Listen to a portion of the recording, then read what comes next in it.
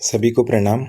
आज हम integrated power supply के इंस्टॉलेशन में जो प्री कमीशनिंग चेक्स होने चाहिए उसके बारे में देखेंगे। उसी को हम जो है प्री कमीशनिंग चेकलिस्ट भरना जो बोलते हैं, और ये प्री कमीशनिंग चेकलिस्ट हम जो है ओईएम के साथ में भरते हैं। ओईएम मतलब जिस भी मेक का आईपीएस होगा अपना, उनका इंजीनियर आएगा, हम उसके साथ में जो है ये सब चीज़ें भरते हैं। उसके पहले थोड़ा आईपीएस क्या है देख लेते हैं। IPS is basically integrated power supply. जो अपना डिस्क्रीट पावर सप्लाई या फिर जो ट्रेडिशनल कन्वेंशनल पावर सप्लाईज होते थे, तो उसमें क्या होता था कि चार्जर्स है, इन्वर्टर्स है, ट्रांसफार्मर, सेकेंडरी सेल्स होते थे। तो इनका साइज़ काफ़ी बल्कि होता था और वो ज़्यादा स्पेस जो है वो ऑक्यूपाई करते थे, रूम साइजेस भी अपनी बढ़ जाती थे। तो इन सभी को इंटीग्रेट करके एक मॉड्यूल बेस कॉन्सेप्ट आया, तो उसको हम बेसिकली इंटीग्रेटेड पावर सप्लाई बोलते हैं। और उसमें क्या है, हमें अलग अलग एसीज और डीसी सप्लाईज जो है उससे डिराइव करते हैं। तो आईपीएस इज़ नथिंग बट कि integrating all the conventional chargers, और उनको मॉड्यूल बेसिस पे हमने कर लिया, और that has form into the integrated power supply. अब जब हमें ये नया आईपीएस इंस्टॉलेशन करना रहेगा किसी भी इंस्टॉलेशन पे, जैसे हम यूजुअली इंस्टॉलेशन तब करते कि जहाँ पे कहीं नया कमीशनिंग हो रहा हो, या फिर कोई अपना पुराना आईपीएस या फिर कन्वेंशनल चार्जर्स हम मतलब निकाल रहे हो, वहाँ पे उसकी कोडल लाइफ समाप्त होने में हो, और तब हम जो है नया आईपीएस इंस्टॉलेशन करते हैं। तो जब भी हमें नया आईपीएस इंस्टॉलेशन करना है, कि मेक श्योर कुछ प्री कमीशनिंग चेक्स है वो इंश्योर करे, सो दैट जो है कमीशनिंग अपनी स्मूथ हो, एंड जो रिक्वायर्ड आरडीएसओ ने जो बताया गया है वो चेक्स हमारे फुलफिल हो जाए, so that power audit basically अपना उसमें कवर हो जाए। तो उसी को लेके हम देखते हैं कि प्री कमीशनिंग चेकलिस्ट जो है, पीसीसीएल इज प्री कमीशनिंग चेकलिस्ट, उसमें क्या होता है। ये जो है चेकलिस्ट जो है आरडीएसओ ने दी गई है, ये हर ओईएम के साथ में जो भी हम आईपीएस इंस्टॉलेशन करेंगे उसमें हमें ये भरना रहेगा। तो स्टार्ट करते हैं कि उसमें कैसा है कि प्री कमीशनिंग चेकलिस्ट में पहले हमें स्टेशन डिटेल्स जो है वो भरने पड़ेंगे। स्टेशन डिटेल्स मतलब कौन सी जोन में काम है अपना, जोन हो गया, देन डिवीजन हो गई, स्टेशन नेम जहाँ पे भी हम काम कर रहे हैं, देन इम्पोर्टेंट है कि मेक ऑफ द आईपीएस जो है वो है, देन हम आरई एरिया में काम कर रहे हैं कि नॉन आरई एरिया में, वहाँ पे 4 रोड स्टेशन है, नंबर ऑफ लाइंस कितनी है वो बतानी पड़ेगी। पावर अवेलेबिलिटी, जैसे अभी मोस्ट ऑफ द प्लेसेस पे जैसे अप 80 अवेलेबल रहता है, अप एंड डाउन 80 अवेलेबल रहता है, and as a third supply जो है हमें जहाँ पे भी अवेलेबल हो वो देना रहता है, एमएससीबी हो या फिर लोकल जो स्टेट इलेक्ट्रिसिटी बोर्ड सप्लाई रहता है वो हम देते हैं। और बड़े आरआरआई जैसे है वहाँ पे फिर डीजी सेट जो है वो काइंड ऑफ मैंडेटरी है, बीइंग मेजर इंस्टॉलेशन हो वहाँ पे, या फिर जहाँ पे जो है 80 सप्लाई की अवेलेबिलिटी लेस हो, या फिर 230 वोल्ट की अवेलेबिलिटी लेस हो, तो एज अ, या फिर एक ही सप्लाई अवेलेबल हो, तो हमें जो है डीजी सप्लाई की प्रोविज़न वहाँ पे करनी चाहिए। देन कि हम बैटरीज जो यूज़ कर रहे हैं, टाइप ऑफ बैटरी कौन सी है, वीआरएलए बैटरी है कि या फिर एलएमएलए बैटरी है, ये इन सभी के डिटेल्स हम भरेंगे। जो भी हम इंस्टॉलेशन कर रहे हैं उसके number of signal, churn signal points, axle counters हो गए, ट्रैक सर्किट्स हो गए, इन सभी के डिटेल्स इसमें आ जाएंगे। आरआरआई है कि या फिर ईआई है वो आ जाएगा। और मैन्युफैक्चरिंग डेट अगर कभी पहले उसका इंस्टॉलेशन हुआ हो तो आएगा, या फिर ये जो है ये फ्रेश मैन्युफैक्चरिंग डेट जो है आईपीएस के डिटेल्स आ जाएंगे इसमें।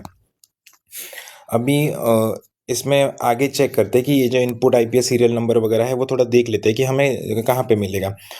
जैसे हम अभी इसमें जो डिस्कस करने जा रहे हैं वो जो है स्टैटकॉन का एनर्जिया का आईपीएस थोड़ा देखेंगे, जो आपको थोड़ा प्रीव्यू जो दिखेगा, कुछ इसमें कुछ स्टैटकॉन इलेक्ट्रॉनिक्स का भी रहेगा।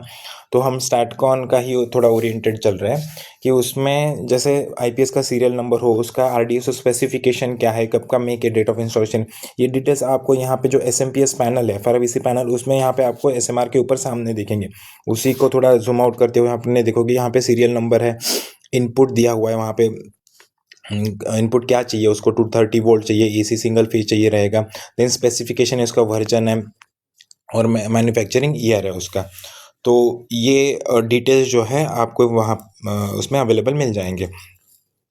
अभी प्री कमीशनिंग चेकलिस्ट को थोड़ा मल्टीपल पॉइंट्स है प्री कमीशनिंग चेकलिस्ट में चेक करने के लिए, तो उनको थोड़ा हम मॉड्यूलर क्लब्ड करने की करें तो उसमें ऐसा है कि प्री कमीशनिंग चेकलिस्ट में हमें ये देखना है कि प्लेसमेंट्स क्या है, आईपीएस की placements and then battery set की प्लेसमेंट्स, ये एक अपना चेक्स हो गया।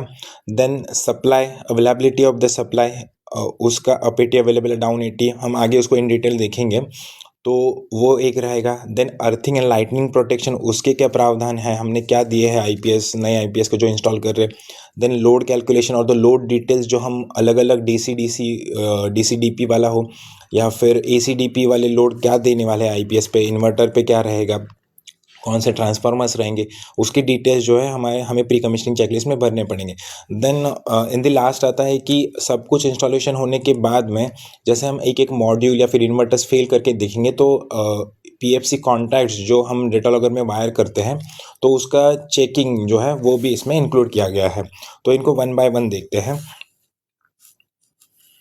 पहले हम देखते हैं कि चेकलिस्ट में ambience of the IPS room, जैसे प्लेसमेंट बोला, पहले हम आईपीएस की प्लेसमेंट्स कैसे होनी चाहिए, कौन से रूम में कर रहे हैं, वहाँ पे वेंटिलेशन अवेलेबल है कि नहीं, प्रॉपर स्पेस अवेलेबल है कि नहीं, वो हमें इंश्योर करना है। तो पहले हम देखेंगे कि availability of working space for the IPS, तो 1 मीटर जो है रियर साइड में, ये बेसिकली हमें मेंटेनेंस पॉइंट ऑफ व्यू हो प्लस एरिएशन के हिसाब से भी ये इंपॉर्टेंट है, प्लस सामने जो है 2 मीटर की स्पेस अवेलेबल होनी चाहिए। मॉडल निकालना है, कुछ और मेंटेनेंस करना है तो उसमें एएमसीज में जैसे लगेगा तो हमें वो इंश्योर करना है। देन टाइलिंग क्या है, पक्का, और द फ्लोर जो है वो अच्छा होना चाहिए, मतलब ऐसा नहीं कि कोई धंसता हुआ फ्लोर हो, सही हो, सो दैट उसका जो फिक्सिंग और ग्राउटिंग जो हम बोलते हैं वो सही हो जाए। Then fresh air fans, like exhaust fans वो अवेलेबल हो, डूअर्स हमने जो लगाए गए हैं उसमें डस्ट एक्यूमुलेशन ना हो, वैसे भी आईपीएस इक्विपमेंट जो है वो काफ़ी हीटअप रहता है, तो ये सब चीज़ें हमें जो है उसमें इंश्योर करनी चाहिए। और जो भी आईपीएस हमने देखा कि जो इसका मैन्युफैक्चरिंग ईयर है, जैसे इन दैट केस 2024 इसमें लिखा हुआ है, तो वो आईपीएस जो हम इंस्टॉल करने जा रहे हैं, जस्ट इन केस 2024 का आईपीएस है, तो ऐसे ना हो कि हम 2024 का आईपीएस मैन्युफैक्चरिंग है और उसको हम जो है 2026-27 में उसको इंस्टॉलेशन करने जा रहे हैं, ऐसे ना हो। तो विद इन 1 ईयर जो है उसको हमें इंस्टॉलेशन उसका आईपीएस का करना है। अभी एम्बियंस के बारे में थोड़ा पिक्टोरियल हम देखेंगे, तो इसमें ये है कि आप अगर ये स्टैटकॉन इलेक्ट्रॉनिक्स का आईपीएस इसका इंस्टॉलेशन देखोगे, सामने जो है सफिशिएंट इनफ स्पेस अवेलेबल है, मोर देन 2 मीटर है, मिनिमम अपने हमें 2 मीटर चाहिए। और पीछे भी देखोगे फ्रॉम द वॉल, ये जो दरवाज़ा है ये खुलने वाला रहता है, तो इसमें भी हमें 1 मीटर, मोर देन 1 मीटर जो है वो स्पेस अवेलेबल है इसमें, यहाँ पे भी considering the standby fuse box as well, ज़्यादा स्पेस अवेलेबल है। इससे क्या है कि हमें जो डोर ओपनिंग करना है और मेंटेनेंस करना है तो उसमें स्पेस की अवेलेबिलिटी प्रॉपर रहेगी। देन वेंटिलेटर्स जो है आरडीएसओ टाइप वाले जो विंडोज़ है वो अवेलेबल हो, एग्जॉस्ट फैंस अवेलेबल हो, और मेक श्योर कि वो अपने जो है वर्किंग में हो। ये भी चीज़ें हमें डे टू डे मेंटेनेंस और इसमें चेक करनी है। प्लस बिफोर कमीशनिंग हमें ये आईपीएस प्लेसमेंट्स के पहले ही इसको हमें जो है इंश्योर कर लेना है कि ये अवेलेबल है कि नहीं। अभी आईपीएस के प्लेसमेंट्स के बारे में हो गया। अभी हम आगे देखते हैं कि बैटरीज या सेकेंड सेल्स हम यूज़ करने वाले हैं आईपीएस को एज अ बैकअप देने वाले, in case of the input supply is not available, 230 volt is not available, then how IPS backup will be run, backup will be taken. तो उसमें हम बैटरीज जो है वो देखेंगे। बैटरीज में कैसे होता था, अभी तक हम जो है सेकेंडरी सेल्स या फिर लीड एसिड सेल्स जो है, एलएमएलए सेल्स जो है वो यूज़ करते थे। अभी अब वो हट के मोस्ट ऑफ द प्लेसेस पे जो है वीआरएलए सेल्स जो है वो आ गए हैं। तो एलएमएलए सेल्स अगर हम कहीं पे यूज़ कर रहे हो तो उसका चार्जिंग डिस्चार्जिंग साइकिल जो है वो सही से हो। एलएमएलए सेल्स अगर यूज़ कर रहे हो तो वो भी जो है 1 ईयर के अंदर ही उसका डेट ऑफ मैन्युफैक्चरिंग से जो है उसको यूज़ करना चाहिए। In case of the VRLA batteries हो तो उसको जो है 3 मंथ्स के अंदर फ्रॉम इट्स मैन्युफैक्चरिंग डेट जो है 3 मंथ्स के अंदर उसको हमें यूज़ करना है। अगर हम उसको 3 मंथ्स के अंदर यूज़ नहीं कर रहे, फॉर एग्जांपल किसी बैटरी का जैन जो है 2025 का जो मैन्युफैक्चरिंग है, तो हमें जो है उसको मार्च के अंदर अंदर ही मतलब इंस्टॉलेशन करना है। या हम अगर मार्च के बियॉन्ड जाते हैं, मतलब ट्रांसपोर्ट में रहा या फिर वो जो लॉट है वो ही लेट आया, तो उसमें हमें क्या है कि एक उसको यहाँ पे साइट पे भी जहाँ पे भी आ रहे हैं, हमें एक फ्रेश चार्जिंग साइकिल उसको देनी पड़ेगी with the float charge as 2.25 volts per cell for 24 hours, और बूस्ट चार्ज जो है हमें 2.3 सेल्स पर वोल्ट फॉर 15 आवर्स ऐसा देना पड़ेगा उसमें। एक इसमें अच्छी कॉन्सेप्ट ये भी है कि हम जब भी कोई भी बैटरी सेट आता है अपने पास में, अगर वो मोर देन 4 मंथ्स हो जाता है, तो हम चार्ज इक्वलाइजेशन भी एक करते हैं सभी बैटरीज को पैरेलल में करके, कि सभी का वोल्टेज एक समान आ जाए उसके हिसाब से। एलएमएलए बैटरीज के बारे में बताया कि फिर उसका इनिशियल चार्जिंग डिस्चार्जिंग साइकिल जो है वो सही होना चाहिए। अभी नेक्स्ट जो कनेक्शन है बैटरी के, तो अगर हम according to our load requirement, अगर हम 120 की बैटरी यूज़ कर रहे हैं, तो आईपीएस के एसएमपीएस पैनल से जैसे ये कहा हमने, आईपीएस का जो है ये एसएमपीएस पैनल है, इस एसएमपीएस पैनल से जो बैटरी सेट है, तो उससे जो है 120 की बैटरी अगर हम यूज़ करें तो 10 स्क्वायर एम की कॉपर केबल यूज़ करनी है, 200 है तो 16 स्क्वायर एम की करनी है, और 300 की बैटरी है तो हमें 25 स्क्वायर एम की कॉपर केबल जो है यूज़ करनी है। अभी यूजुअली जो भी बैटरी सेट्स आता है उसमें हमें 60 जो है वो बैटरीज मिलते हैं, out of which 120 volt to achieve करने के लिए हम जो है 55 बैटरीज यूज़ करते हैं, एंड 5 बैटरीज जो है वो स्पेयर में यूज़ करते हैं। तो मेक श्योर कि वो स्पेयर बैटरीज भी जो है अपने पास में अवेलेबल हो, एंड उसके कनेक्शंस भी हो। ऐसा नहीं कि वो स्पेयर बैटरी मतलब लगाई दी गई है और उसके कनेक्शंस ही नहीं किए हैं। और मेक श्योर कि उसका जो है चार्जिंग साइकिल भी होना चाहिए, और उसको स्पेयर सेल मॉड्यूल जो है वो अवेलेबल होना चाहिए अपने डीसीडीपी पैनल में। अभी आप देखोगे इसमें एक ये था कि आईपीएस जो है install in the separate apparatus cases, वो एलएमएलए के केस में था, but just in case if the rooms are available we can go for the separate rooms for VRL battery as well. तो इस इंस्टॉलेशन में देखोगे कि IPS is in the one room, and जो अपनी बैटरी है वीआरएल बैटरी ये हमारी दूसरे रूम में है। आईपीएस बैटरीज के जो भी हम कमीशनिंग के पहले, कनेक्शंस के पहले जो चेक्स करेंगे उसके बारे में, तो आपको मैंने कहा कि मैन्युफैक्चरिंग कहाँ पे है, मंथ ईयर जो है यहाँ पे लिखा हुआ रहेगा। हर मेक वाइक में अलग रहता है, जैसे कि ये है, ये कॉस्टलाइट वाली बैटरी का है, तो इसमें जो है इसके हर इंडिविजुअल बैटरी पे जो है वीआरएल बैटरी पे सेल पे यहाँ पे मैन्युफैक्चरिंग मंथ और ईयर लिखा हुआ है उसका। देन एक्साइड का है तो यहाँ पे इनका लास्ट चार्ज कब दिया था, इसको नेक्स्ट चार्ज कब है, उसके डिटेल्स यहाँ पे अवेलेबल रहेंगे।